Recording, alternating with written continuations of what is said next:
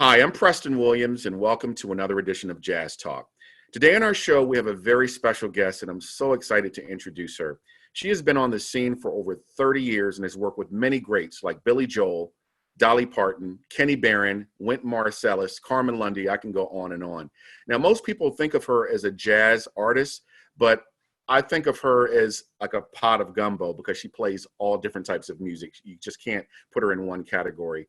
I consider her a genius, and it's a pleasure to have her on the show today. Please welcome violinist, the legendary Miss Regina Carter. Thank you, Preston, for having me. I appreciate it. Yeah, thanks so much. Well, you know, Regina, as I said, you've been on the scene for a long time, and you've played in so many different genres of music, but curious to know a little bit more about your background, your humble beginnings, how all this began, and how you got involved in music. I understand that you are from Detroit, Michigan. Yes. And gosh, when I think of Detroit, so many greats have come out of there, you know, Frida Payne, Aretha Franklin, I can just name so many, Motown. But tell us a little bit about your background, upbringing, how you got involved in music, and curious to hear about that. Well, when I was two, I have two older brothers, and they were taking piano. One took piano and trumpet, the other piano and clarinet. Uh-huh. And when I was two, they said I walked up to the piano when their teacher was there and started playing one of the songs they had been practicing. Mm-hmm. And everybody was shocked, and the teacher said, who taught her that? And they said, no one. We didn't know she could play. So that teacher tested me and found that I had an ear. I could hear things and repeat them back musically. Right. And so she suggested to my mom that I take piano lessons with a woman in Detroit named Anna Love, who had an organization, Your Heritage House, for young children. Mm-hmm. And I took from Mrs. Love not that long because she was trying to teach me how to read music. Mm-hmm. And that too, I wasn't interested. I wanted to go in and show her my songs right. I had composed. And I draw these big circles on the green paper we used in first grade to learn how to write. And right. I'd take it in. And she actually kept all of my drawings, my compositions, if you will. Wow. And when I graduated high school, she made a book and gave them to me. But she didn't want me to be turned off by her trying to force me to learn how to read. So she told my mom to wait till I got a little older. And then when I was 4, the Suzuki method for strings was being offered in Detroit. Okay. At the Detroit Community Music School. Mm-hmm. And my mom enrolled me in that. And it was the perfect, it was the perfect system for me because you learn how to play by ear. You learn, it's just like we learn how to speak. It's a very natural and organic way of learning. And I loved it. And, you know, I just took to it immediately. There was a whole group of us. We'd have master classes with Itzhak Perlman, Yehudi Menuhin. We played concerts from the very beginning. And there are about 8 to 10 of us that are professional musicians that come from that same class. Mm-hmm. So I grew up listening to European classical records that my teacher would send home. But, you know, my older brothers were listening to Motown on the radio, the Beatles. There was easy listening. So it was just music. And we had albums in the house. I would just see, I remember there was an Ella record. And it was just an album. I put it on and I loved the singing, the voice of this woman. It would just, I put it on and it'd take me somewhere else. We had some Nat King Cole, some others. So it was just music in our house. It wasn't this is one style of music and this is another style. It was just all music. Well, you started, I'm sorry, continue. No, I think I know all of that. And growing up in Detroit where there, you know, we had the Detroit Symphony Orchestra. I was in the Civic Orchestra, you know, for many years as a youngster, hearing the Motown music that started there in Detroit. We had and still have a very strong jazz scene. And so it was just, and then Detroit had the largest population of Chaldeans, the Christian Arabs. And so you're in people from all over the world migrated to Detroit for the automotive jobs. So we have all these different pockets of culture in and around the city. So you're exposed to so many other cultures and their music without even having to leave that city. And tell me, when you went to high school with Carla Cook, didn't you? I sure did. Interesting. And you guys have remained really, I guess, close friends to this day. Now Yeah. you were, I think you were instrumental in helping her as far as a career, as far as being, because I had read that you two had discussions about, your dreams and aspirations. You wanted to be a musician and she wanted to be a singer, but didn't you sort of recommend or sort of help her as far as, where to go to school? No. You didn't? Okay. No, this is the story, because if you ask her, it's going to be a different story. But Okay. no, we both went to Cass. I met her in ninth grade when she played upright bass, and she was a vocalist at the time. Hmm. And she was the one, and we sat next to each other in Spanish class, which is why today we only know about 5 words between us. And she would talk about all these musicians, Hmm. great Miles Davis, Sarah Vaughan, Ella, Eddie Jefferson. She's a huge Eddie Jefferson fan. Yeah. And I hadn't heard of these people. And so she, for my birthday, brought me 3 albums of 3 jazz violinists: Jean-Luc Ponty, Noel Pointer, and why can't my brain? Noel Pointer, Jean-Luc Ponty, and Stephane Grappelli. Wow. Oh. And I had not heard violin played in this particular way. I grew up, I'm a 60s baby, and in the 70s, it was great to have the disco music and the Motown with all the wonderful string arrangements. So, but this was my first time hearing this. And when I heard those records, I said, oh my God, this is it. It opened up a whole new world for me. And then she took me to hear Stephane Grappelli live in Detroit. There was a hotel there called the Pontchartrain, and they used to have a jazz series on the roof called P Jazz. And but when I was going to college, I didn't want to go to college. I just wanted to practice, play music, Yeah. But my mother was not having that. So my mother chose New England Conservatory for me in Boston. And we had some friends that were going to the school. So Carla, I convinced her to go to Northeastern Okay. because I was going to NEC and I wanted a friend in Boston. And Right. I wanted my sister there with me. And then I left her after 2 years, which she never lets me forget. Um, but yeah, you know, yeah, that's that story. So I'm going to say, yeah, you're classically trained, but when you were in college, something happened and you switched to jazz. You changed your major. What brought about that? Why do you think that happened? Well, I knew beforehand, like once I got those records and heard that and started, learning the solos of Jean-Luc and Noel and Stephane Grappelli, playing in the mirror. And then I was playing in like some garage bands, basement bands, Yeah. playing in clubs, playing those disco tunes with all those great string lines. So the whole idea of improvisation wasn't foreign to me or scary, because my teacher started us doing that from the time we were 4. We were, improvising with Baroque music, or we play these games where we make up melodies and pass them around the class. So when I heard that, I felt like that music, the improvisation, offered me a chance to express my own voice, my individual voice. Hmm. And so my mother, though, of course, she'd say, okay, jazz musicians are all on drugs. They don't make any money. You're going to be poor. How are you going to support yourself? She was a teacher. She said, you're going to get a job in somebody's orchestra and have some pension, health insurance, blah, blah, And so I was like, okay. So I went in for European classical music at NEC. And by the end of the first year, I switched my major without telling her. And when she got my grades, she goes, what is this African American performance? Oh my gosh. Whoa. You must have freaked out. So yeah. Amazing. Now, I was going to say, after college, you stayed in Detroit and taught, I guess, in some of the schools or whatever. And then I hear you take off and move to Germany.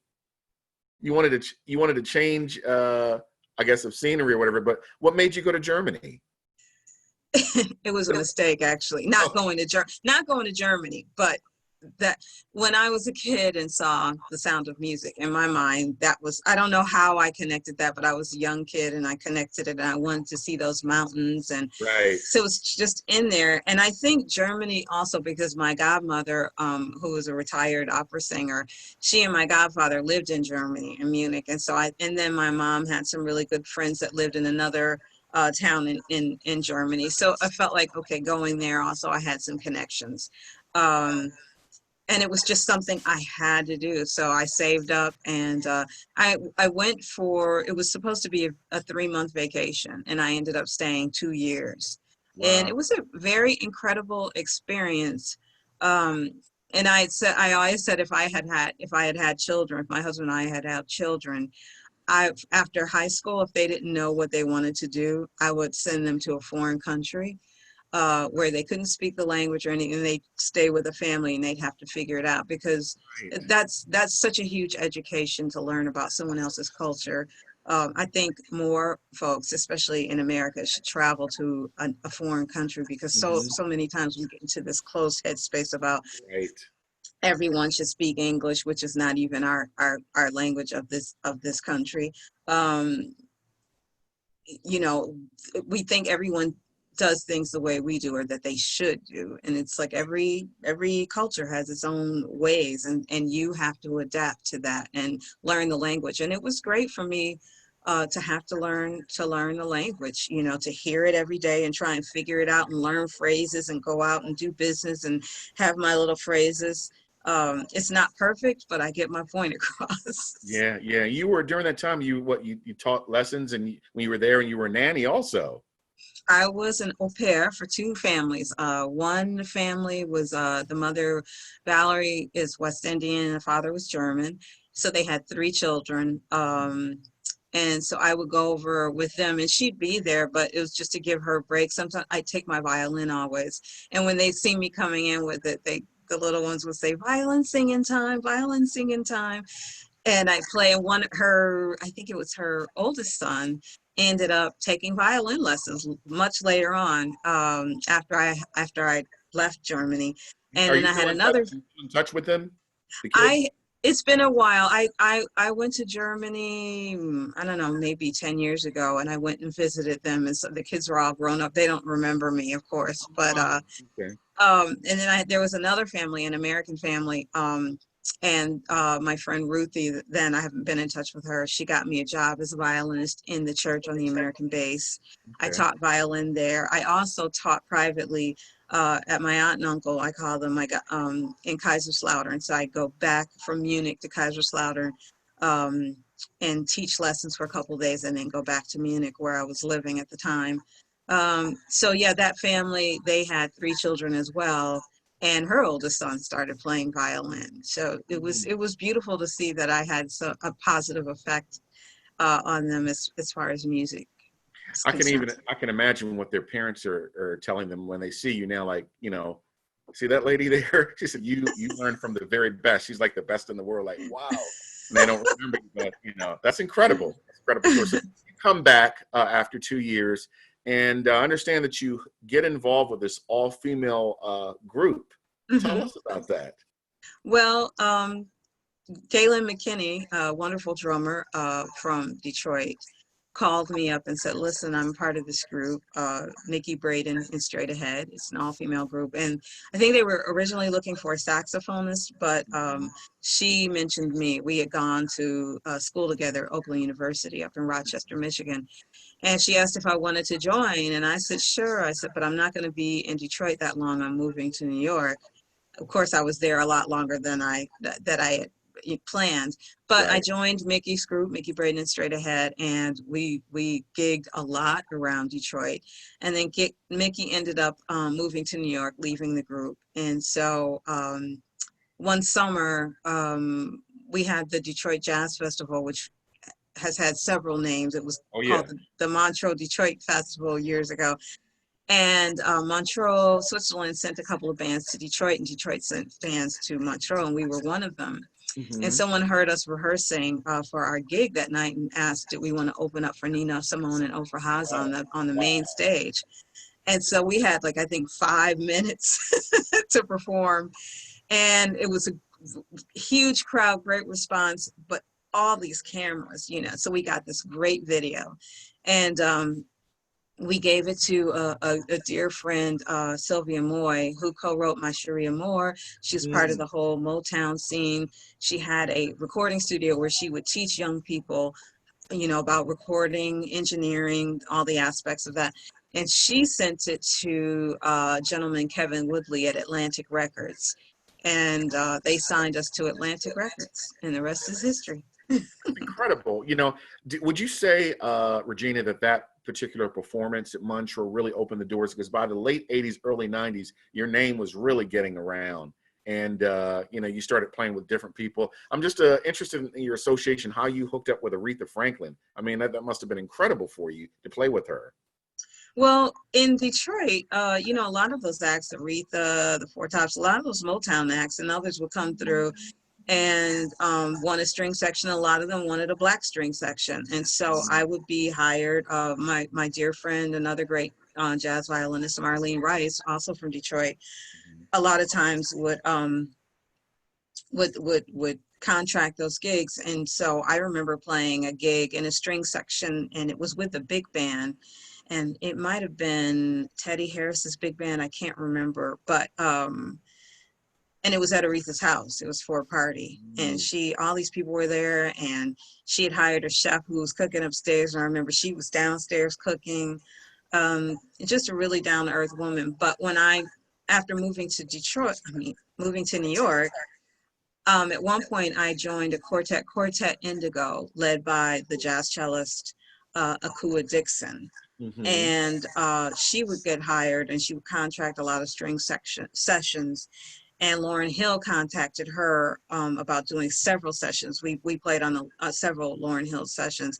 And the one tune that Lauryn produced for Aretha, A Rose Is Still a Rose, Lauryn wanted a little solo violin at the beginning. And so I got to do that, and working with her, and just, you know, I think I'm grateful for the fact that I grew up in Detroit and grew up with all of these musical influences and styles. And no one ever told me then, you only can play this music or you can only do this. It was just all music. And when I got to New York, then I just had to work. I had to pay the rent. Right. And so, you know, it could be a rock. I was part of the Greg Tate Women in Love, the Black Rock Coalition with Michelle and Cello.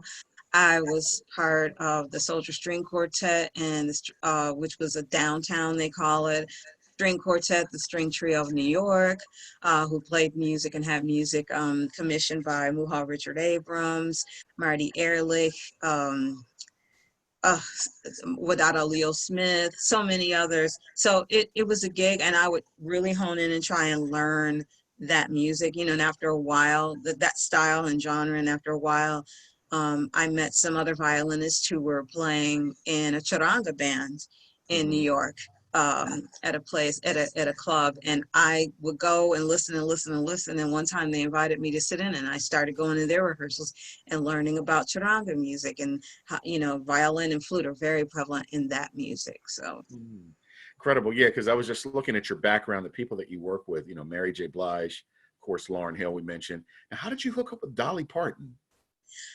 Dolly Parton, and that was just a one-time thing. Dolly Parton and Billy Joel. Yeah. And I had a dear friend, Tracy Wormworth, great bassist.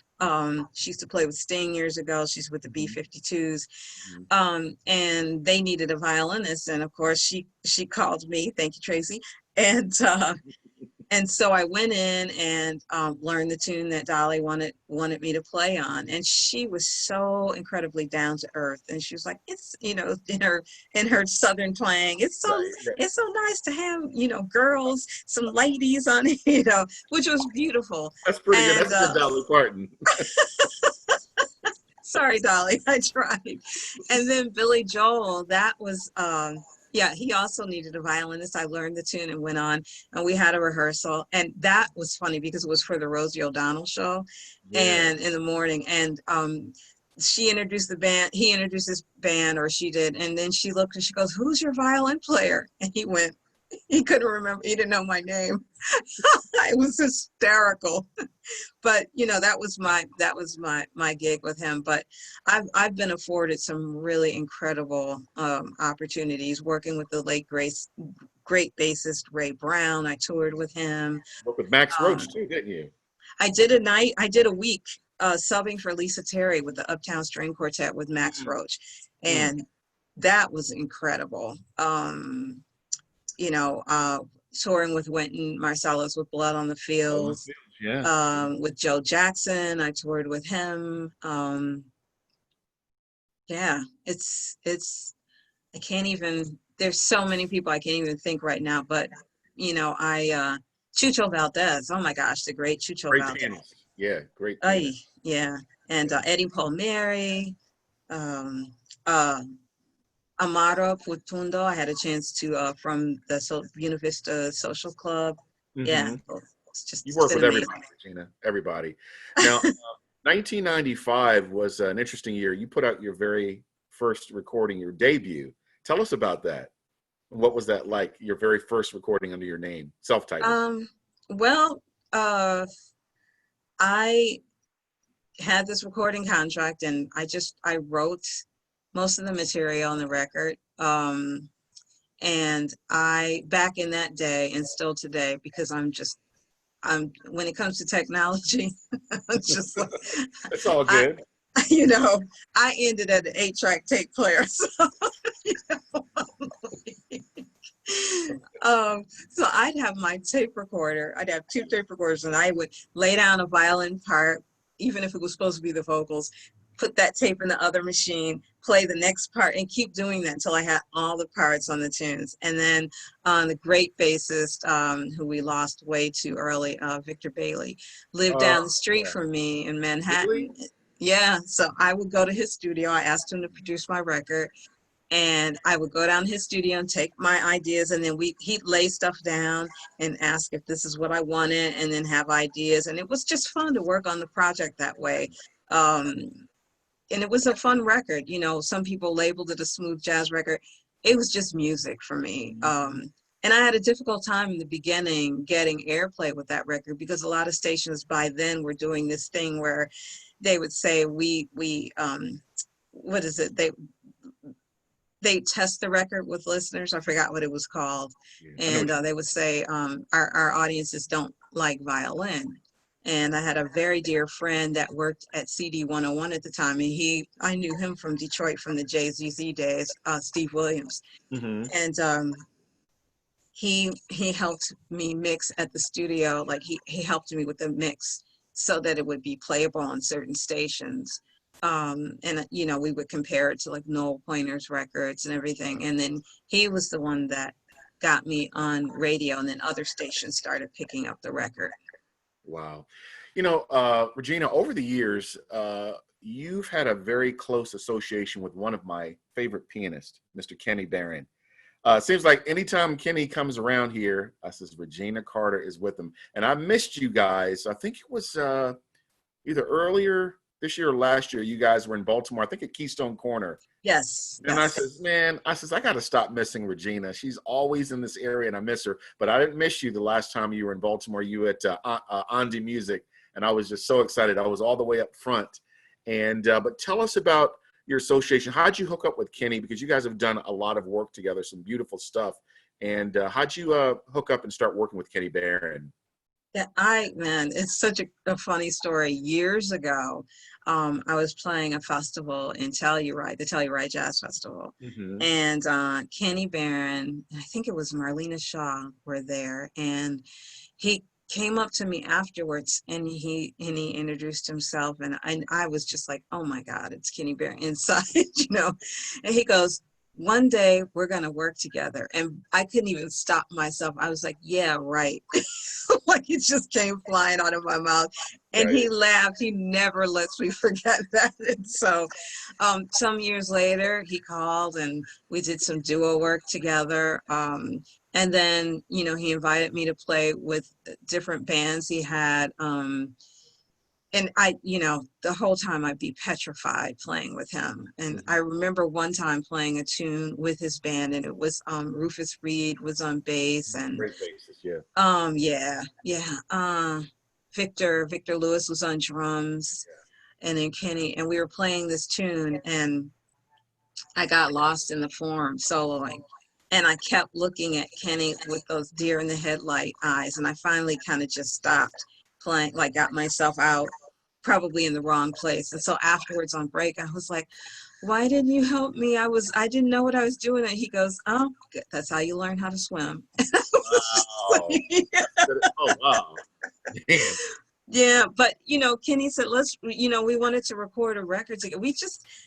The first time we played together, there was just this connection we had, and we don't even have to look at each other, and we can land on a note or play a thing. So there's a very spiritual connection, and I am so blessed that he's in my life. I look up to him. He's my mentor, Yeah, he's on great. and off the bandstand, because just watching how he handles situations off the bandstand, but it took us a few years for our schedules to line up where we had time off, and we just talked about tunes, and I went to his house and we just played through a couple, and he was like, okay, when we go in, we'll pick some tunes. When we recorded the tune, basically the record in one day, but we had 2 days. So the second day when we went back in, we just re-recorded some of them just to have other choices, and we did some complete improv pieces, Free Fall being one of them. But I wanted to go back to saying how he influenced me as well off the bandstand, watching there was one year at the Monterey Jazz Festival where he and his band were playing, and their flight kept getting delayed due to the weather. And they got there, they might have been like 45 minutes late. And they were starving. They couldn't go to the hotel, anything. They just came in straight from the airport, got on stage, and they blew us away. And just, I know I would probably been like, I'm hungry, I gotta eat before I go on. So that was a huge lesson for me. Oh, that's incredible. I was going to ask you, did you ever get a chance to meet Stephane Grappelli? I love some of the stuff. He did a recording with piano giant McCoy Tyner, which is amazing. Sure, you've heard that. But did you ever get a chance to meet him? No, I could kick myself because I'm really extremely shy. And when I was younger, I was even more, you could barely hear me talk when I was younger, which is, a lot of my friends, including Carla, we laugh about how did we become friends, because I would basically whisper.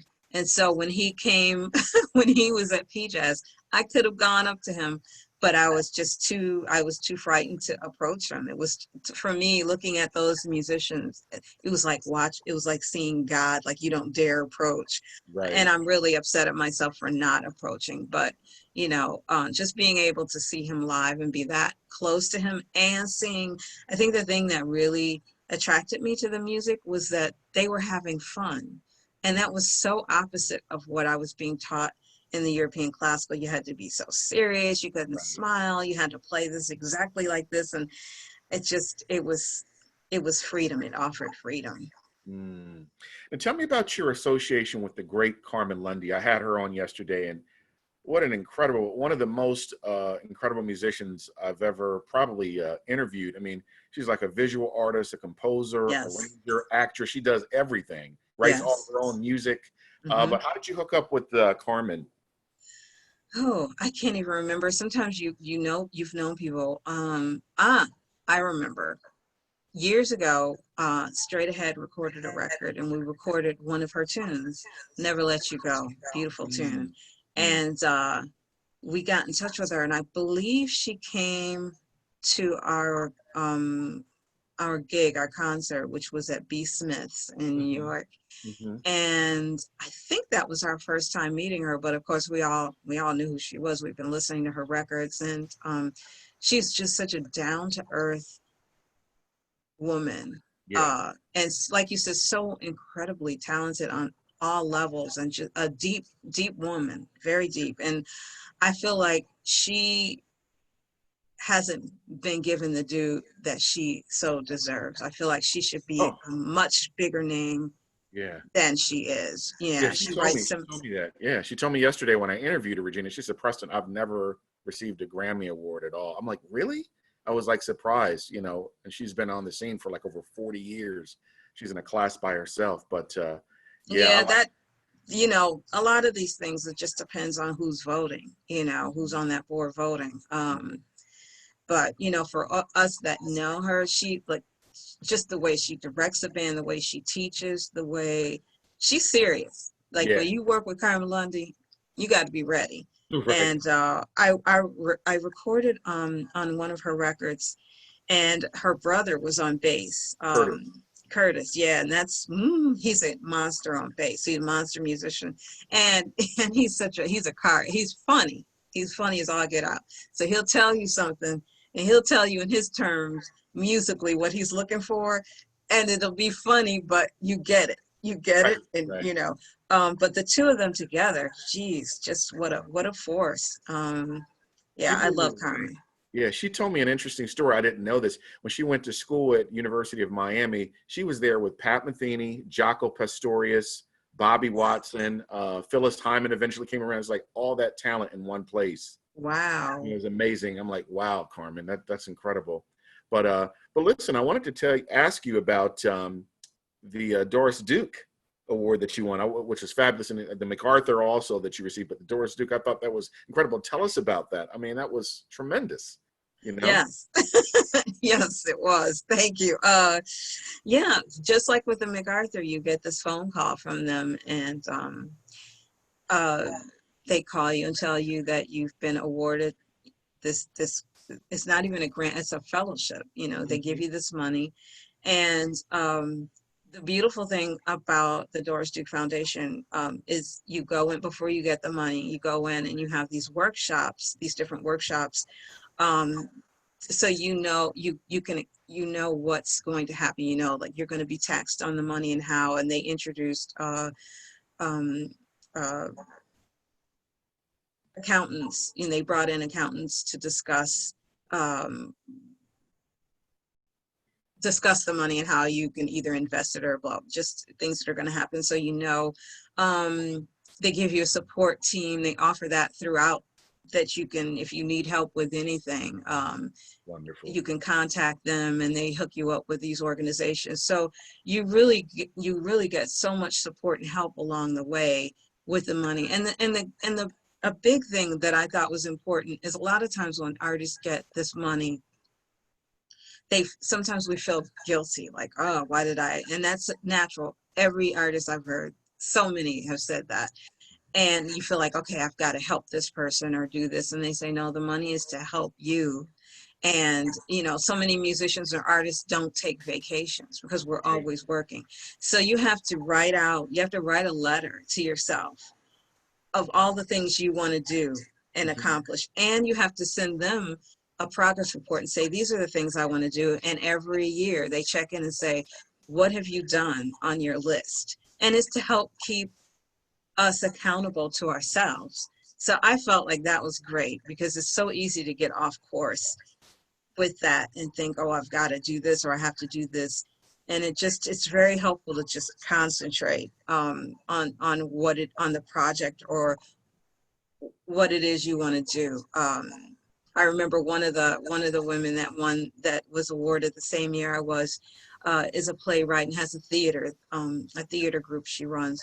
And she said when she got her money for the first time ever in her life, she took a cab ride to work, and she was like, that felt so glorious. But it's just so many things we don't allow ourselves to do as independent artists. Mm. Now, since we've all been quarantined, I've been checking out some of that music you and Mr. Alvester have been doing. Really nice. I was checking out some of those songs that you guys were doing. I was looking at your Facebook page. I'm like, man, this is nice. And I was Thank thinking, you. once this is all over, I said, what's next for Miss Regina Carter? What do you have planned once all of this, this COVID-19 is over? Because I'm sure you're writing lots of music while you're at home. But what do you have planned or lined up? Um, Well, you know, I haven't been right. I have a project. I've had different projects for other people Mm-hmm. that I had to get done. So I'm getting those done. I'm artistic director for the Jerry Allen Jazz Camp for young women that's coming up in a couple of weeks. So I've been working getting that all together, which is a lot of work, but I'm looking forward to it. Also for a jazz camp that I'm teaching at Oakland University, my alma mater, later on in July. And so there's a lot of that work. Alvester and I have been, we recorded something that we're posting today for Juneteenth. Nice. Um, and he's been working on his recording job. So we've just left everything set up because we don't know what's going to happen when COVID settles. And besides COVID, we have these protests that are going on and dealing with Black Lives Matter. And I'm so proud of these young people that are out here. And I've been trying to, do reading and financially support different groups. Um, and that has to continue. We have a lot of work to do. I do have a project that I recorded last year that is coming out called Swing States. And that's coming out soon, and trying to encourage people not only to protest and sign, and to be involved, but to vote. We all have to vote.